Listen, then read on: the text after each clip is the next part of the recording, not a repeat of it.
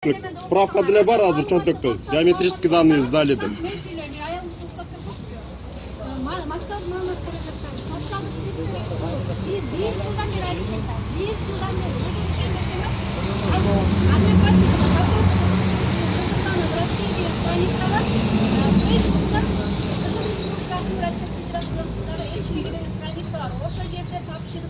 Sizin mizahınızı var, şunlar yok var.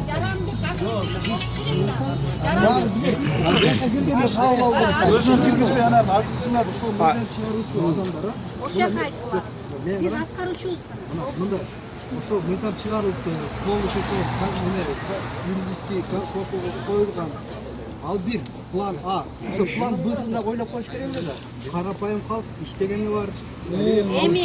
Oşolar kadar Emi okula realizasyonunda emi ben okula. mekanizmi var. Mekanizmi ise ayıp Burada oylanışıp başlayalım.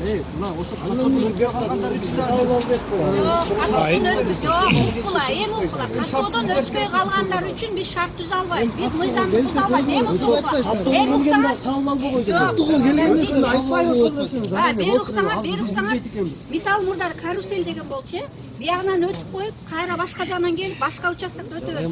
Emi oksana, жоғысы дополнительный деген бар болчу. Ошондон качып азыр iki талапты киргизип койгон жогорку кеңештен.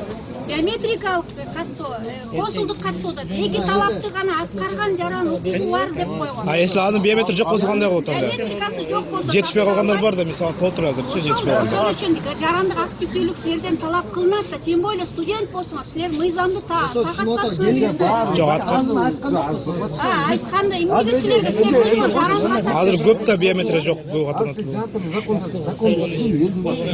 Biz mevri oşon var, sizler aytkanday. Kılal dep gelsek, janakı 3 жол келдик, 3-өн экен ошон. А эмне кылабыз? Эмне үчүн силер посолго кирбейсиз? А эми Посолун эшигин киргизбей жатса, каяна кирет посол дейт. Кайсы өлкөнүн посольствосуна? Ошо Кыргызстан кирсе экен. Жабып алган посолун код воспрещенный. Охрананы коюп алган ошол жерге. Министр деп отурат бул жерге бар.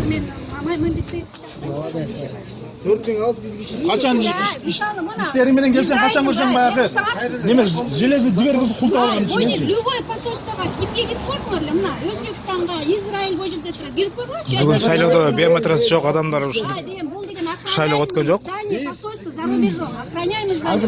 Академияда да курсант посол